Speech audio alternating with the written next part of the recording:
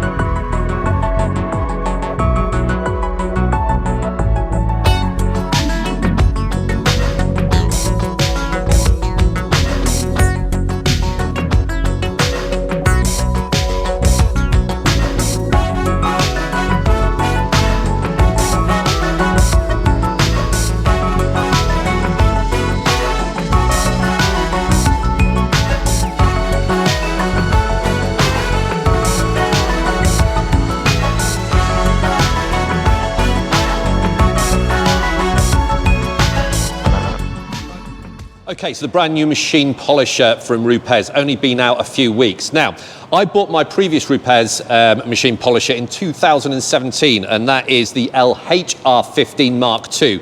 This has given me fantastic service for the last 7 years, so I've got trust in RUPES as a brand.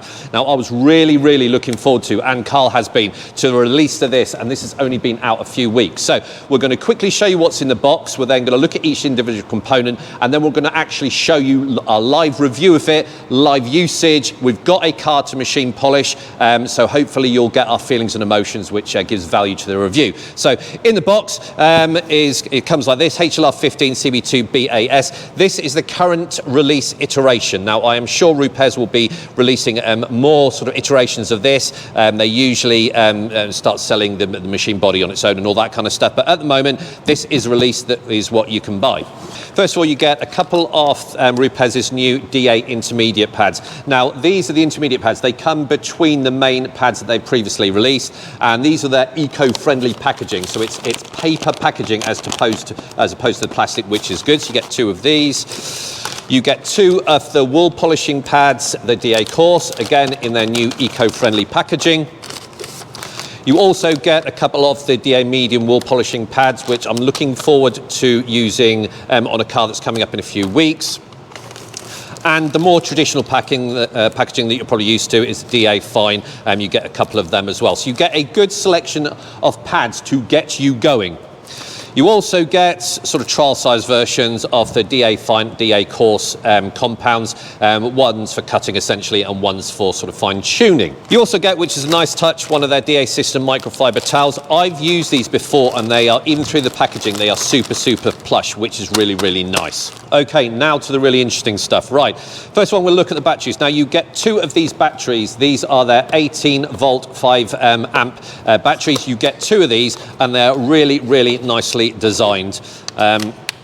They are, the first time you pick it up, they are lighter than you think, so I think that's going to play into the ergonomics and the balancing of the machine when we actually eventually fit it to the machine and start playing with it.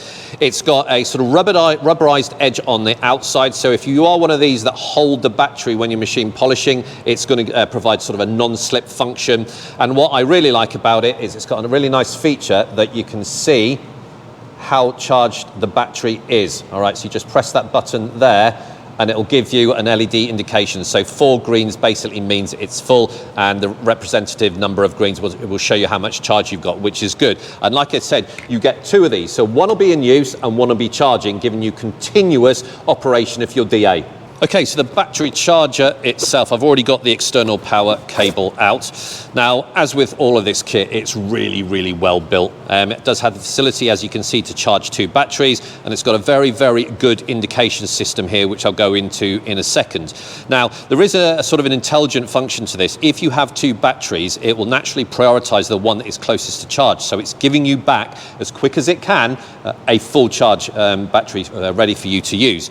Now, in terms of the indication systems, it's got a sort of a monitoring system. So green, a solid green, is your battery is fully charged and you can remove it and use it. A flashing green basically means you've got an overtemp issue, so it will wait for the battery to cool down before it can safely charge. It's got a solid red, which basically means it's not fully charged and it's in the healthy charging process. And a flashing red basically means that there is an issue with the battery. So it's really, really looking after your kit. Now, I'll just quickly show you that. It's nice and easy to plug in. I've got 2 batteries here. They've got the bayonet fitting there, so it's nice and easy to load in. They just push down like that, and you can see on mine, that one there, which is this one, means it is charging. It's not fully charged, but that battery there is fully charged, and I know I can take that off, fit it to machine. So essentially that is the one we're going to be using for our demo, which is really, really good. Now, the actual batteries have a continuous run time of about 40 minutes. Now, that is you pulling the trigger down and running it for 40 minutes, which you're never going to do. You're going to be stopping, starting, removing compound, inspecting, all that kind of stuff. So bearing in mind that the charge time, Carl, remind me, 50 minutes roughly? 50 to 55 minutes. 50 to 55 minutes. You're never going to be without a battery, because you'll be using this one. By the time you've used that one, this one will be charged, and you're constantly rotating it, which is really, really good. And I'm sure in the future, RUPES will be releasing more batteries. Should you have an issue with these, you go and buy them. But that is a lovely bit of engineering, and I love that. The main event, the exciting bit, the actual dual action polisher itself. Okay. Comes very, very well packaged. And the first thing I'm going to say is that the sexiest machine polisher you've ever seen, all right? Wouldn't expect anything less. Now, before I go into this, and there's a lot I can say about this, the very first thing you're going to notice is how much smaller it is than the previous corded model, albeit I've got the Mark II. It is significantly smaller, and that is noticeable. So right from the start, you know that RUPES haven't taken shortcuts. They haven't just got the previous sort of Mark III version of the corded version and put a battery on.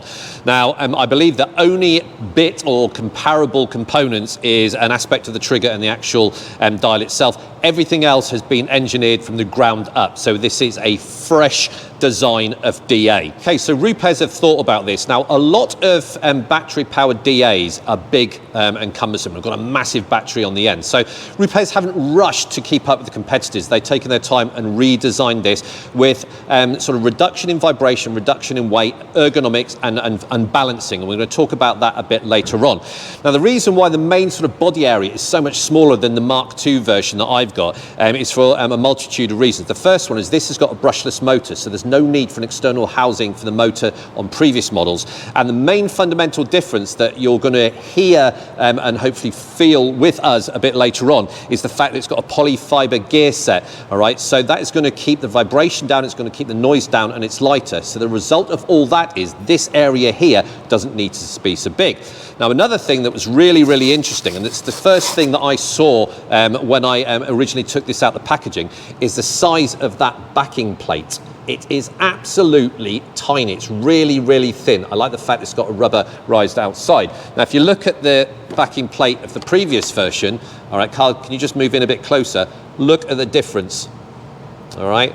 And that, again, is going to save weight. So the resultant is a much, much lighter machine.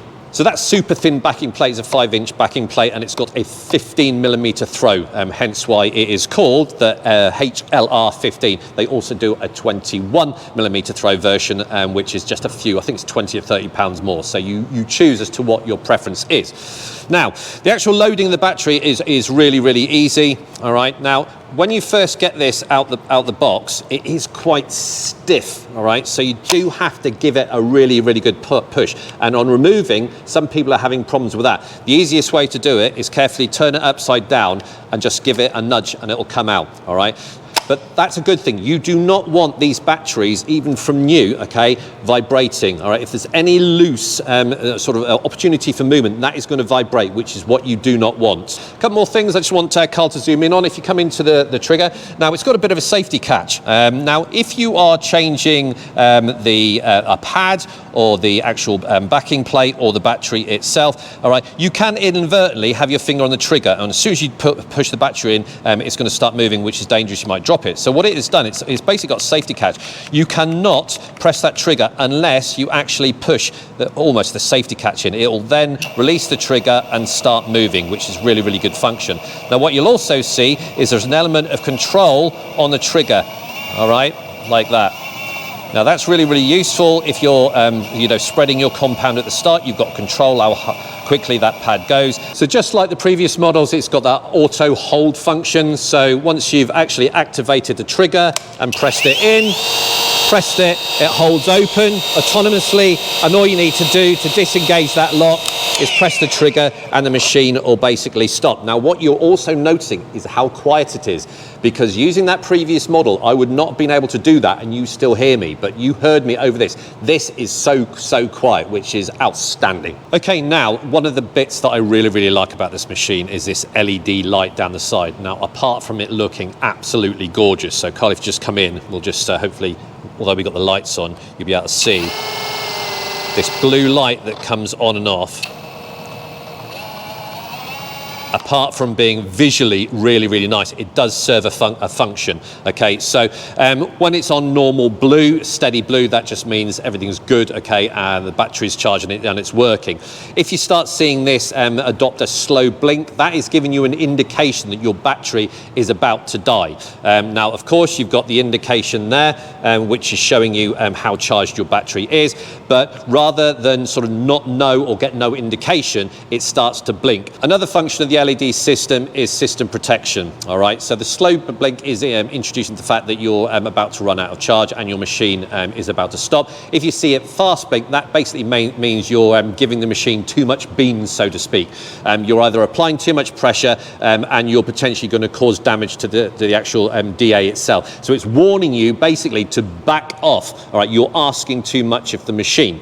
Now, I know some people who've used other DAs, and including the corded versions. I personally have never had a situation where I've actually stalled a pad, but I like the fact that this does offer protection if that happens. Now, Carl, you've used a couple of DAs. Have you had a pad stall situation? So yeah, I've had my own personal DA stall on me quite a few times when I'm trying to get a bit more cut on the paint system. So people may have noticed on other videos that I've had to actually borrow Andy's RUPES HLR15 to actually get that cut and finish that I want off the paintwork. So yeah, it has happened to me quite a few times. But neither of us have had the corded version installed on us, but we're both in agreement that system protection can be but a good thing. Well, system protection and the fact that it's going to give you an indication if you overload in the paintwork as well. So it's a dual function, that light. It's almost teaching you how to machine polish correctly. Exactly. Now, another feature I really, really like about this in terms of the battery system. Now, some DAs, you can actually hear the charge get less and less and less, and you'll carry on working. Essentially, what's happening there is your machine is cutting less and less and less. So if you're looking at the actual panel itself, you will get a reduction in cut. This machine is quite clever. It maintains the full sort of power and cut of your machine up until a point where it can't maintain that full functionality, and it will just stop. It won't die down, and then just the battery just die. It knows when the actual performance is going to start decreasing, and it will just shut off. At that point, you go and change your battery. So I really, really like that function in terms of maintaining the cut on your panel. The very last thing I want to talk about is the balance of the machine and a few extra features which I really, really like. Now, you're traditionally going to be holding your machine polisher with your sort of controlling hand on that bit there, and your sort of weight-bearing hand there. Both of these have got a rubberized finish, so it's almost impossible for your hands to slip. Now, if you are one of these people that use your machine like that, again, this is rubberized as well. So RUPES have thought about it. Wherever your hand naturally fits, whether you're using it like that or like that, it is nice and rubberized. rubberized, which is a great function. Now, if you actually look at the design, it's almost got a carbon fiber effect. I don't think that is carbon fiber. I don't see any sort of reason why it would be, but I believe that is a carbon fiber effect. RUPES, please correct me if I'm wrong, but it just enhances the aesthetics. It's a really, really lovely looking machine. So, Carl's sort of nodding to me that we need to crack on. It is time to play. Now, neither of us have used this yet, so you're going to be seeing us using it live. We're going to machine and polish a car and give you our emotions and feelings. There will be a bit of comparison between the two. All right, I've used this 7 years. My muscle memory is built into this. Be interesting to see if that's transferable onto this and whether the extra sort of lightness, hopefully less vibration, all that kind of stuff, is an improvement on this. It should be, because this is 7 years newer technology than this. So we're going to reposition the lights, we're going to reposition the cameras and start to play. Whilst off camera, I've had a bit of a play with this already, partly to do with priming the pad before we get into the nitty gritty of how this performs. But one of the things I did notice about this is how close we are to the paint. Now, the reason that is down to the backing plates, okay, significantly thinner on here. On our LHR15, due to the gearing and the brushed motor that's in here, our weight distribution is much further forward. With our battery operated one, it is a much more central position, and that's due to the fact that gearing and the motor in here is much lighter, and the battery on the rear here is helping balance our machine polisher. Another difference, subtle difference I have noticed is the stopping speed. So with our battery operated, if I operate now, bring up speed, and I let go of the trigger, from full speed down to its stop speed is significantly less than our corded version. So I'll bring this up to speed, I let go, and you can see from there that the time is significantly reduced. So as Andy already spoken about, there is a difference in volume of noise on these. Now, partly that is down to the fact that this is a brushless motor and all this polyfiber gearing inside there. So we'll run these up and you can see or hear for yourself the differences between them. So as you can hear, you should be able to hear my voice. Significantly less volume coming from this one, and a completely different sound, and that's down to this brushless motor and the polyfiber gearing. However, if I run the older one, the corded one, this is the brushed motor and the metal gearing, you might not be able to hear me as well, and this is a much lower frequency sound coming from here.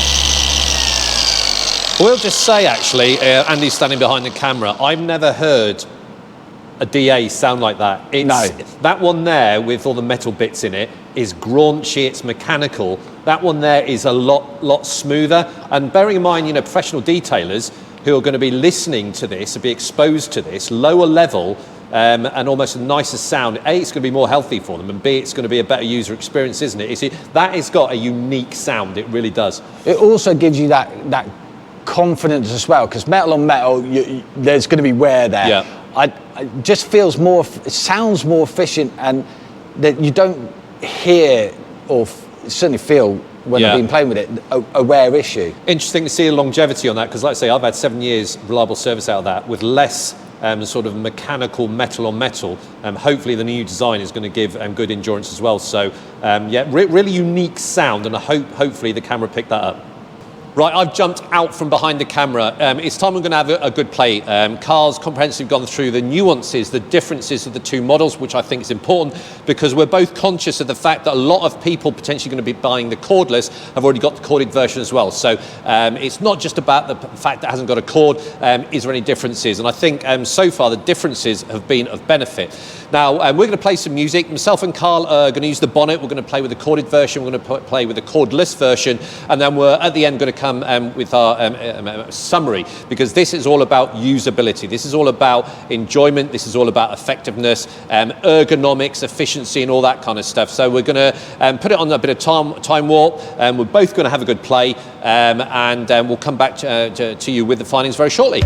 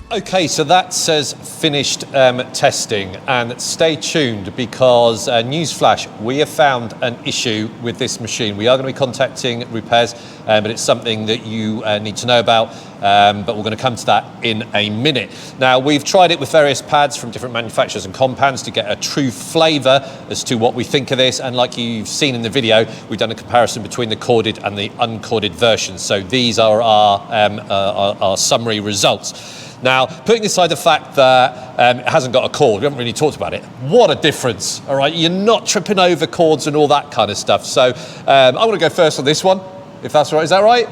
Yeah, go on then. Okay, right, okay. So my feelings are, the good thing I like about this is I've still got that RUPES feel about it. I've tried a couple of others, I've tried the Flex and Milwaukee and everything. It feels different to me, hence why I went for this one. And I'm still getting, if I close my eyes, I still feel like I'm operating a RUPES, which is good for me.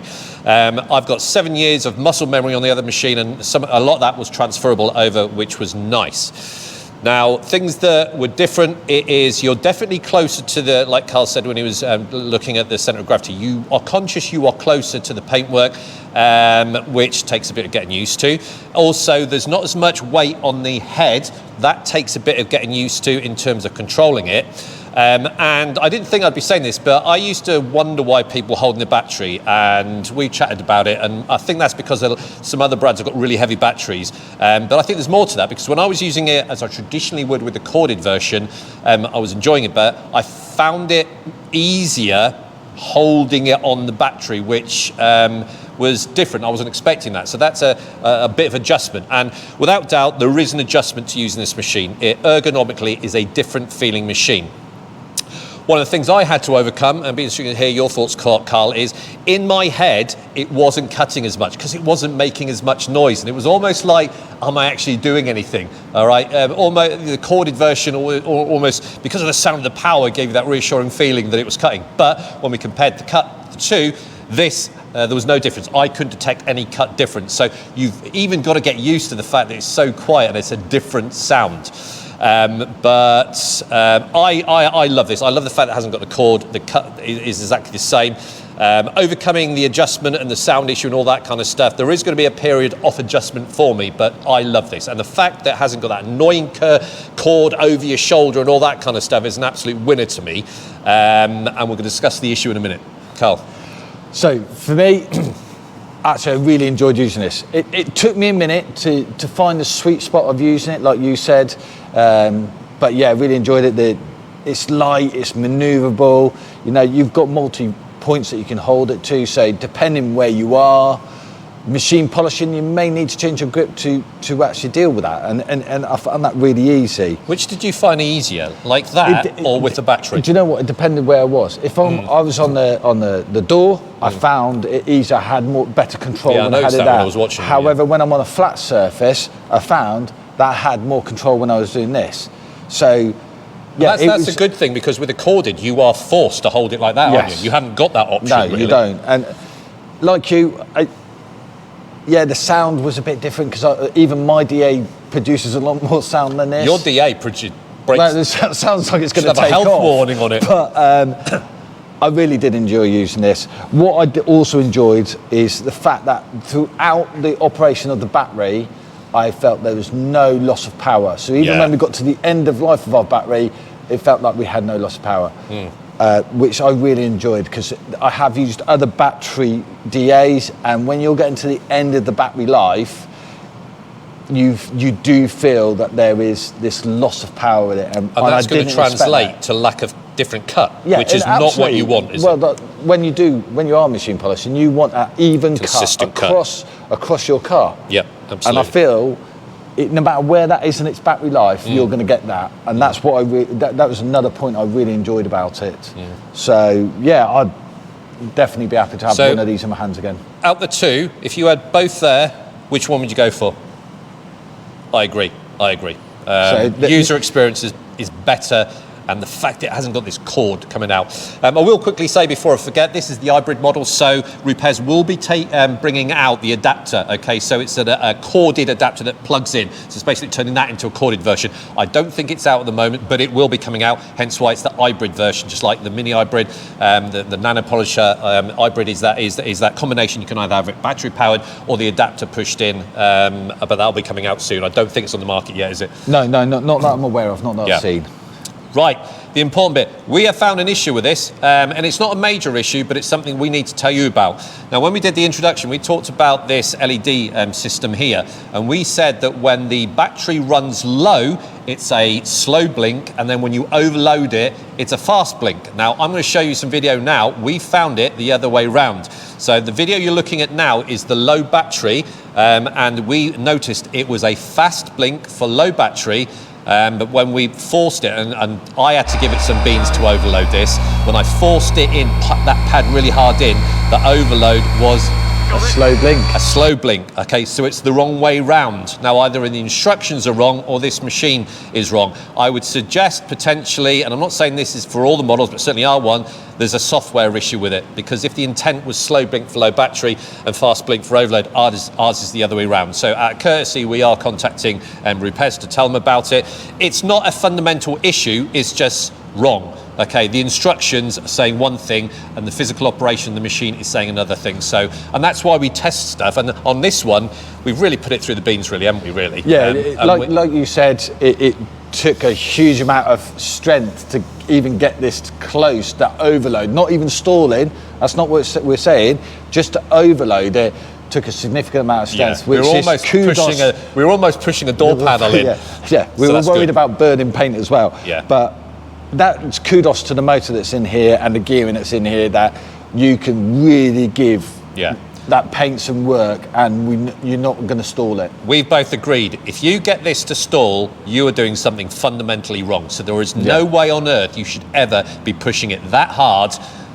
Interesting to see on an edge, but we didn't do that. We just did the test on the flat. If you're doing edge work and all that kind of stuff, even then, the amount of pressure we put on this to make it incorrectly flash slow, I don't think you should be doing that. But that is our only critique. That's why we test stuff. We look at everything. We look at instructions and we make sure everything marries up. And then in this case, in terms of purely just an LED flashing function, there is an error with something going on. But you know, I'm not sending it back because of that. No, it's not going to stop us from using it. Absolutely it's just something you've got to take into consideration when you're operating it. So it'll be interesting to see. I'm sure more and more people, if it's not just an issue with our machine, if it's a generic issue, it'll pop up, and RUPES will either change the instructions or change the software for future models. But it's not a showstopper for us, but something important. But really enjoyed this. We haven't got a whip around the car. All I will say is it's probably got the shiniest bonnets going around the place at the moment. And passenger door. Loved it. We'll look for the corded adapter at some future point, because I'll probably get that as well. But I'd certainly get another one. And that's all I can say. So any final thoughts, Carl? I'm taking it home with me. No, you're not. Okay, so until the next video, folks, take care. Bye-bye.